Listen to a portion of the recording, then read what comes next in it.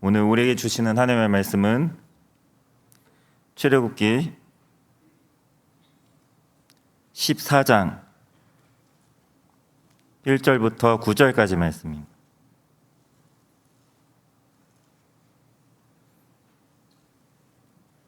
구약성경 102쪽에 있습니다.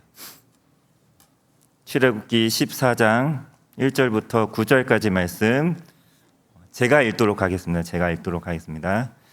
여호와께서 모세에게 말씀하여 이르시되 이스라엘 자손에게 명령하여 돌이켜 바다와 믹돌 사이에 비하리롯 앞 곧 바알스본 맞은편 바닷가에 장막을 치게 하라. 바로가 이스라엘 자손에 대하여 말하기를 그들이 그 땅에서 멀리 떠나 광야에 갇힌 바 되었다 하리라. 내가 바로의 마음을 완악하게 한즉 바로가 그들의 뒤를 따르리니 내가 그와 그의 온 군대로 말미암아 영광을 얻어 애굽 사람들이 나를 여호와인 줄 알게 하리라 하시매 무리가 그대로 행하니라. 그 백성이 도망한 사실이 애굽 왕에게 알려지매 바로와 그의 신하들이 그 백성에 대하여 마음이 변하여 이르되 우리가 어찌 이같이 하여 이스라엘을 우리를 섬김에서 놓아 보내었는가 하고 바로가 곧 그의 병거를 갖추고 그의 백성을 데리고 갈새 선발된 병거 600대와 애굽의 모든 병거를 동원하니 지휘관들이 다 거느렸더라. 여호와께서 애굽 왕 바로의 마음을 완악하게 하셨으므로 그가 이스라엘 자손의 뒤를 따르니 이스라엘 자손이 담대히 나아갔음이라. 애굽 사람들과 바로의 말들 병거들과 그 마병과 그 군대가 그들의 뒤를 따라 바알스본 맞은편 비하히롯 곁 해변 그들이 장막 친 데에 미치니라. 아멘. 오늘은 바닷가에 장막을 치라 하신 이유라는 제목으로 말씀을 전하겠습니다. 이스라엘 백성들이 출애굽을 하고 가나안 땅을 향해 가는데 블레셋 사람들이 사는 땅 쪽으로 가면 훨씬 더 빨리 갈 수 있었습니다. 보름이면 갈 수 있는 거리였습니다. 그런데 하나님은 그 길로 인도하지 않으셨습니다. 블레셋을 만나게 되면 블레셋은 싸움을 하기 좋아하는 민족이라 분명히 전쟁이 일어날 것이기 때문에 민족 간의 다툼이 일어날 것이기 때문에 전쟁이 일어나면 백성들이 어떻게 반응한다는 것입니까? 다시 애굽으로 돌아갈 마음을 품을까 봐. 그것을 염려하여 그것을 아시는 하나님께서 그 길로 인도하지 않으시고 빙 돌아서 가는 광야길로 인도하셨습니다. 우리는 다 하나님의 인도하심을 받고 싶어 합니다. 하나님은 우리를 언제나 푸른 초장과 쉴만한 물가로 인도하실 것 같기 때문에 그렇습니다. 그런데 시편 23편 말씀을 보면 하나님은 푸른 초장과 쉴만한 물가로도 우리를 인도하시지만 사망의 음침한 골짜기로도 인도하신다는 것입니다. 하나님은 때로는 빙 돌아가는 힘들고 고단한 광야길로도 우리를 인도하십니다. 그런데 우리는 푸른 초장과 쉴만한 물가로 인도하시면 하나님께서 인도하시는 것이라고 그렇게 생각을 하고 사망의 음침한 골짜기로 인도하게 되면 그것은 하나님의 인도하심이라고 생각하지 않는 경향들이 있습니다. 우리의 생각으로는 하나님이라면 언제나 좋은 길로 인도하셔야만 하는 것이죠. 그래서 그런 하나님을 찬양하는 것입니다. 다윗이 사무엘 선지자로부터 기름 부음을 받았습니다. 이것은 다윗이 앞으로 왕이 될 것이라는 의미죠. 기름 부음을 받은 다윗은 이제 곧 있으면 나는 왕이 되겠구나. 그런 기대가 컸을 것입니다. 그런데 다윗이 곧바로 왕이 되었습니까? 그렇지 않습니다. 기름 부음을 받고 난 후에 다윗 앞에 펼쳐진 인생은 말 그대로 고난의 길이었습니다. 고난의 길 그 자체였습니다. 그 고난의 길은 하나님의 인도하심이 아니었습니까? 그것도 물론 하나님의 인도하심이었습니다. 젖과 꿀이 흐르는 가나안 땅을 약속받고 애굽에서 나왔습니다. 정작 백성들 앞에 펼쳐진 길은 펼쳐진 곳은 젖과 꿀이 흐르는 땅이 아니라 정갈과 뱀이 우글거리는 험난한 광야길입니다. 이스라엘 백성들의 마음이 어땠을까요? 매우 혼란스러웠을 것입니다. 그리고 무척 짜증이 났을 것입니다. 모세 양반, 젖과 꿀이 흐른다면서요. 이게 뭡니까? 이 고생시키려고 그렇게 우리를 이끌고 나온 것입니까? 속으로 생각하기를 우리가 과연 애굽을 나온 것이 정말 잘한 일일까? 내가 애굽에서 벽돌을 굽느라 너무 힘들어서 그냥 거기서 무작정 나오고 싶어서 그냥 모세를 따라 나왔는데 이게 웬걸? 차라리 애굽이 더 나은 것 같다. 내가 괜히 나온 것은 아닌가? 그런 생각을 하지 않았을까 싶습니다. 심지어 하나님은 오늘 본문에서 이스라엘 백성들에게 어디에 장막을 치라고 말씀을 하십니까? 바닷가에 장막을 치라고 말씀을 하십니다. 2절 말씀에 보면 이스라엘 자손에게 명령하여 돌이켜 바다와 믹돌 사이에 비하히롯 앞 곧 바알스본 맞은편 바닷가에 장막을 치게 하라. 백성들은 젖과 꿀이 흐르는 땅을 기대하고 무작정 애굽을 나왔습니다. 그런데 장막을 어디에다 치라고요? 바닷가에. 홍해 바다죠. 정확히 말하는 홍해 바다 앞에. 바닷가는 가나안과는 정반대 방향입니다. 서울로 가자 했는데 지금 전라남도 광주로 가고 있는 것입니다. 광야길로, 바닷가로 이스라엘 백성들이 전혀 생각하지 못한 곳으로 하나님은 인도하십니다. 도대체 하나님, 우리를 도대체 어떻게 하시겠다는 것입니까?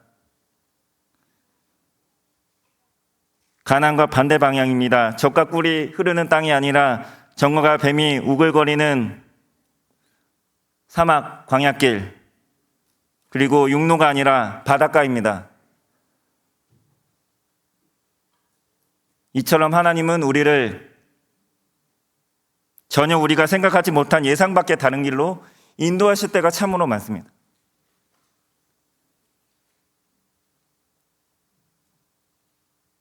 우리가 길을 잘못 들어선 겁니까? 아닙니다. 잘못 간 게 아닙니다. 우리가 착각한 것입니까? 길을? 그런 것도 아닙니다. 그렇다면 우리가 하나님의 음성을 잘못 들은 것입니까? 그런 것도 아닌 것이죠.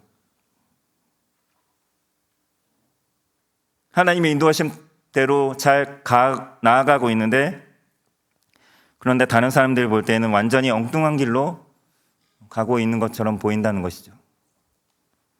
말도 안 되는 길로 가고 있는 것입니다. 내가 예상하는 길로 인도하지 않으시고 하나님이 생각하시는 길과 방향대로 우리를 인도하시는 것입니다. 나는 젖과 꿀이 흐르는 가나안 땅에 가고 싶습니다. 높은 자리, 빛나고 영광받는 자리, 많은 사람들의 주목을 받는 자리, 그런 자리에 가고 싶은데 하나님은 자꾸 낮은 곳으로 내려가라고 말씀을 하십니다. 나는 이것도 가지고 싶고 저것도 가지고 싶은데 하나님은 자꾸 내려놓으라고, 자꾸 내 것을 나누라고 말씀을 하십니다. 나는 나를 못살게 굴고 괴롭히는 사람들을 용서 안 하고 싶은데 하나님은 70번씩 7번이라도 용서를 하라고 말씀을 하십니다. 내가 무언가를 하고 싶은데 하나님은 그거 하지 말라고 하십니다. 바닷가에 장막을 쳐라. 내 생각과는 정반대로 하나님이 내 삶을 인도하시는 것 같을 때 여러분은 끝까지 하나님을 신뢰할 수 있으실 것 같습니까?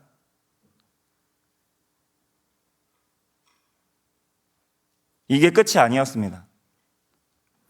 젖과 꿀이 흐르는 땅이 아니라 바닷가로 인도하셔서 거기에 장막을 칠하는 것도 모자라 설상가상 이제 곧 있으면 바로의 군대가 쳐들어올 것이라고 말씀을 하십니다. 뭐라고요? 방금 뭐라고 말씀하셨습니까? 다시 한번 말씀해 주십시오.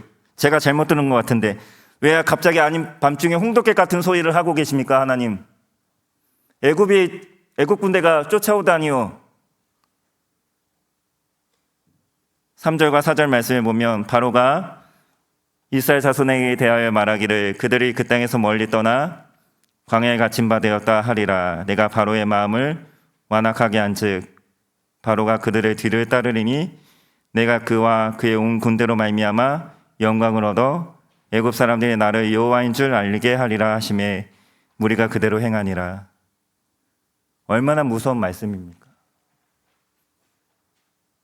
겨우 살아나나 싶었는데, 겨우 애굽의 그 속박으로부터 벗어났나 싶은데 얼마나 소름 끼치는 말씀입니까? 아니, 바로가 왜 우리 뒤를 쫓아온다는 것입니까?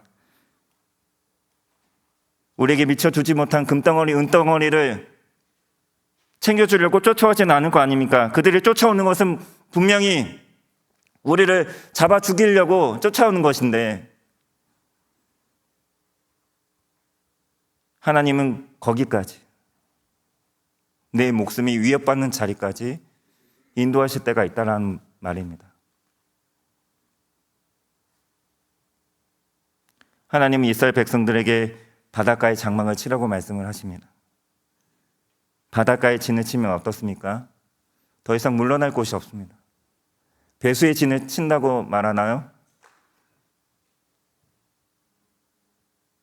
바닷가에 장막을 쳐라. 그 말씀대로 바닷가에 장막을 칩니다. 모세가 이스라엘 백성들과 바닷가에 장막을 치는 이유가 무엇입니까? 도저히 이해가 되지 않지만, 납득이 되지 않지만 하나님이 하라고 하시니까 그냥 순종할 뿐입니다.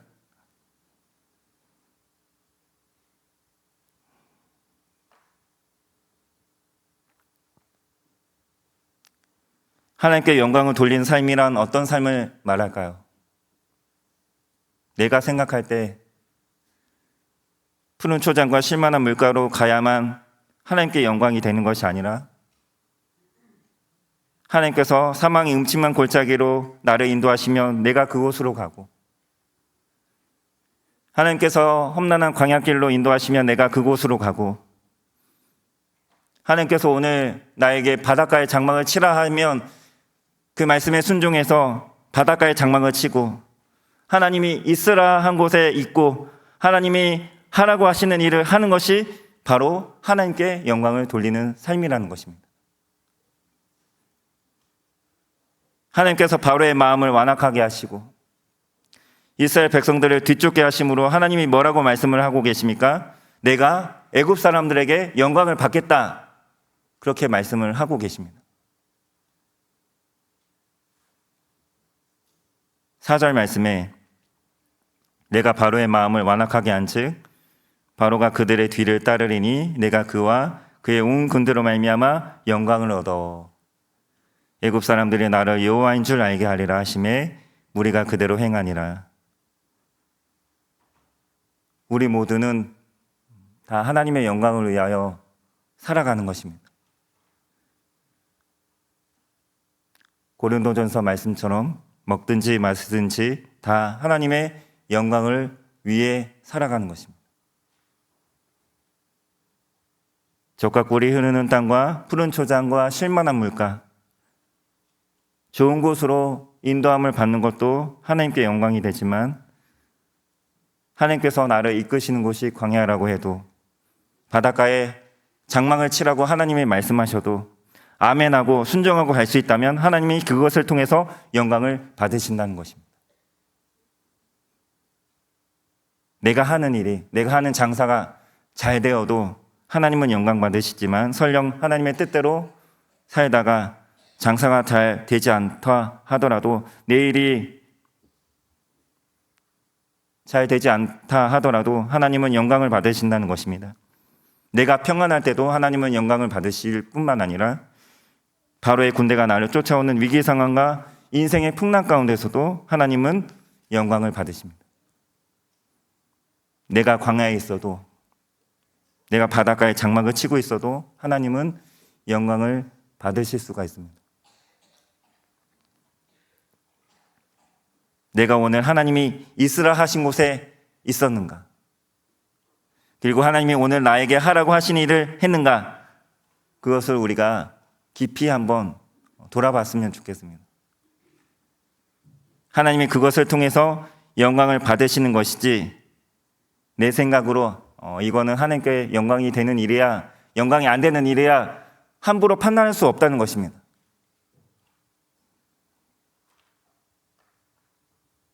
사랑하는 성도 여러분, 하나님께 영광을 돌리는 삶이란 푸른 초장과 쉴만한 물가로 가는 것이 아닙니다. 푸른 초장과 쉴만한 물가로 가는 것만 하나님께 영광이 되는 길은 아닙니다. 자신을 죽이려고 쫓아오는 사울을 피해 이리저리 도망 다녀야 했던 다윗의 삶을 통해서도 하나님은 영광을 받으셨습니다. 오늘 밤에도 우리가 얼마든지 이 불타는 금요일 밤에 다른 많은 것들을 할 수 있고 어디 다른 곳에 갈 수도 있고, 우리 아이들 집에서 TV를 통해 재미있는 프로그램 같은 거 볼 수도 있고, 유튜브로도 얼마든지 다른 재미있는 영상들을 볼 수도 있지만, 이렇게 우리가 성전에 나와서 또는 유튜브 실시간 영상으로도 예배하고 기도하는 이유가 무엇입니까? 내가 오늘 이 자리에 앉아 있는 것이, 영상을 통해서라도 예배에 참석하는 것이 하나님을 기쁘시게 하는 일이고 하나님께 영광이 되는 일이고 하나님께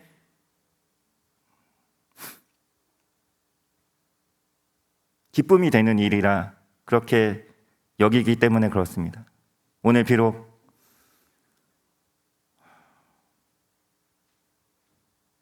우리가 여기에서 함께 예배를 드리고 있고 기도하지만, 하나님은 오늘 우리를 통해서, 오늘 우리가 드리는 예배를 통해서, 우리가 하나님께 부르짖는 이 기도를 통해서 하나님은 영광받고 계심을 믿으시기 바랍니다. 말씀을 맺도록 하겠습니다. 사랑하는 성도 여러분,